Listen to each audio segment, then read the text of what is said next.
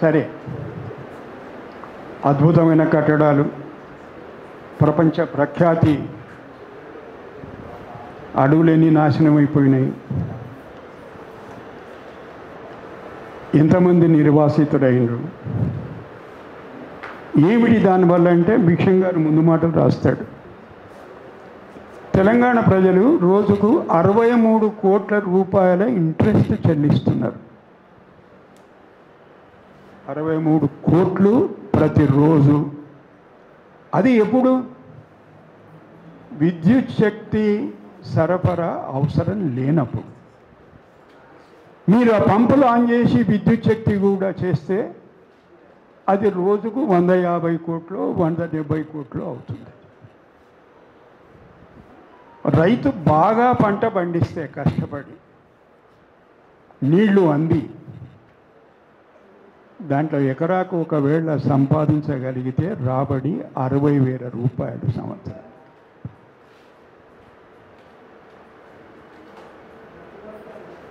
అంటే మనం ఏం చేస్తున్నాం? ఎవరి కొరకు చేస్తున్నాం? ఎవరి ప్రయోజనం కొరకు చేస్తున్నాం? ఇంత ఖర్చు పెట్టి మనం వాళ్లకు నీళ్ళు ఇస్తే వాళ్ళు సంపాదించేది ఎంత అనేటువంటి అవగాహన ప్రభుత్వాలకు అక్కర్లేదా? నాకు అద్భుతాల గురించి తెలియదు. అది ఇక్కడ కట్టేది ఉండనా, అక్కడ కట్టేది ఉండనా, పైన కట్టేది ఉండ, నాకు తెలియదు. నేను తెలియని విషయం నేను మాట్లాడు. ఒక ప్రపంచ ప్రఖ్యాతిగాంచినటువంటి ఒక నిపుణుడు ముందు మాటలో అన్న మాటను ప్రస్తావిస్తున్నాడు.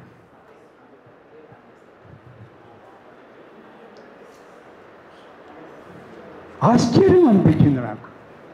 టర్మ్స్ ఆఫ్ రెఫరెన్స్లో మల్లన్న సాగర్ పట్ల, మల్లన్న సాగర్ ప్రజల పట్ల, మల్లన్న సాగర్ నిర్మాణమే జియోలాజికల్ సర్వే ఆఫ్ ఇండియా అది వెబ్సైట్కి పోతే వాళ్ళు చెప్పింది ఇది అర్త్క్వేక్ జోన్లో ఉన్నది. ఇది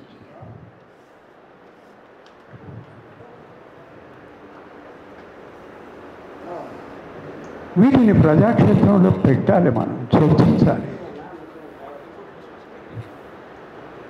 ప్రభుత్వం ఒకవేళ తెలియక తప్పు చేస్తే ఇప్పుడున్న ప్రభుత్వం వాళ్లకు సరిదిద్దుకునేటువంటి అవకాశం ఇవ్వాలి.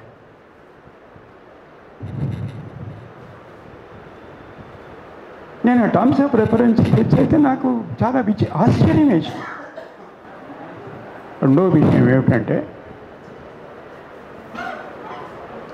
ఈ బ్యారేజ్ ఆ బ్యారేజ్ ఏ బ్యారేజ్ అయినా కావచ్చు, మల్లన్న సాగరే కావచ్చు, రంగనాయక సాగరే కావచ్చు, ఇంకేదో ఎల్లమ్మ సాగరు, మల్లయ్య సాగర్ ఏమైనా కావచ్చు,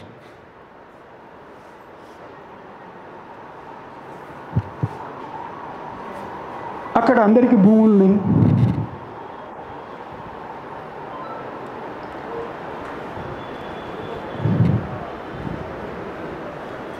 మార్జినల్ ఫార్మర్స్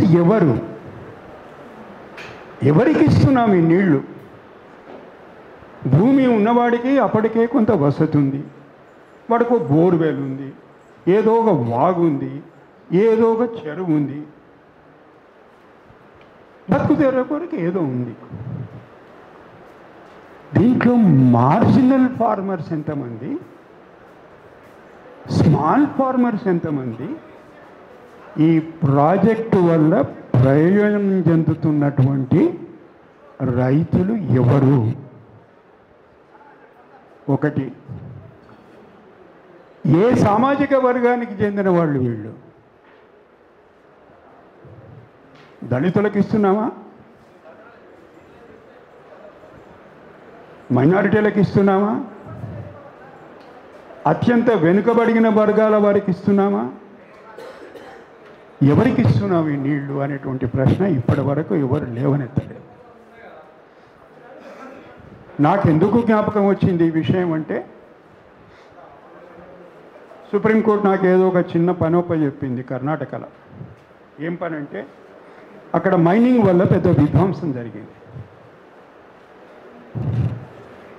అలా మన అప్పటి ఆంధ్రప్రదేశ్ పక్క అయినాయి కనుక పేర్లు ప్రస్తావించను. ఆ అక్రమ మైనింగ్ వల్ల జరిగిన నష్టం దాన్ని పూడ్చడానికి సుప్రీంకోర్టు పూనుకొని ఆ ఖనిజ సంపదను పబ్లిక్ ఆప్షన్కి పెట్టింది. 26,000 కోట్ల రూపాయలు వచ్చినాయి. ఇది ప్రభుత్వానికి ఇస్తే దానికి లెక్కపత్రం ఉండదని వాళ్ళు ఏం చేసిండ్రంటే ఒక స్పెషల్ పర్పస్ వెహికల్ ఒకటి క్రియేట్ చేసిండ్రు. వాడికి ఇస్తే వాడు కూడా ఖర్చు పెడతాడని ఒక ఓవర్ సైట్ అథారిటీ ఉంటే మంచిది అని ఎప్పుడో నేను రిటైర్ అయినాక 10 సంవత్సరాలు 12 సంవత్సరాల తర్వాత నేనెందుకు జ్ఞాపకం వచ్చినో తెలియదు, మీరు చేసి పెట్టండి. ఇటువంటి ప్రాజెక్టు ఒకటి నిర్మాణం అంటే ఇంత పెద్దది కాదు, ఒక చిన్న ప్రాజెక్టు. సార్ ఇది మైనింగ్ ఎఫెక్టెడ్ ఏరియాలోనే ఉంది, వాళ్ళకే వస్తాయి నీళ్లు, ఇది మీరు అప్రూవ్ చేయండి అన్నారు. బాగుంది అంటే అభ్యంతరం ఏం లేదు. ఒక చిన్న ప్రశ్న అడిగిన నేను, ఈ ప్రాజెక్టు నిర్మాణం జరిగితే దానివల్ల లాభం పొందేవాళ్ళు ఎవరు? అయితే ఈ ప్రశ్న అడిగినప్పుడు సార్ మమ్మల్ని ఇప్పటివరకు ఎవరు అడగలేదు ఇటువంటి ప్రశ్న. ఎంత ఖర్చు అవుతుంది ప్రాజెక్టుకు, ఏమిటి, ఎన్ని నీళ్ళు వస్తాయి, ఎన్ని ఎకరాలకు వారుతాయి, ఎవడు కాంట్రాక్టర్, ఎవడు, వాడిది ఎంత, మనది ఎంత, ఏమిటి, ఇదే కదా.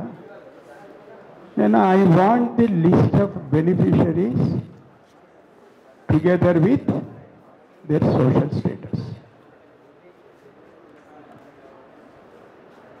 6 నెలలు అయింది, మళ్ళీ నా ముందరికి రాలేదు. ఇది కదా ప్రభుత్వాలు మొట్టమొదట వేసుకోవాల్సినటువంటి ప్రశ్న. ఇన్ని లక్షల కోట్లు ఖర్చు పెట్టి ఎవరికి ఇస్తున్నాం ఈ నీళ్లు? ఏ సామాజిక వర్గానికి చెందిన వాళ్ళు?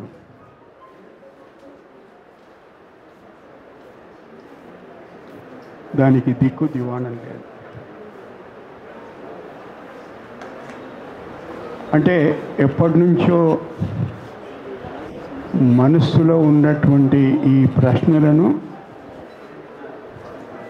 మళ్ళీ ప్రశ్నల రూపకంగానే మీ ముందు ఉంచేందుకు అవకాశం కల్పించినటువంటి మిత్రుడు ఆవధాని గారికి,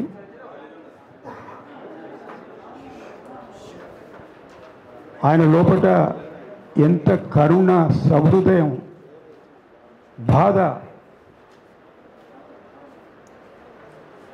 ప్రజల పట్ల ఒక ఆత్మీయమైన భావన లేకపోతే ఆ కథనాలు రావు. అందుకు వారిని అభినందిస్తూ ఇంతసేపు నా గందరగోళాన్ని మీరు భరించినందుకు మీకు నమస్కరిస్తూ సెలవు.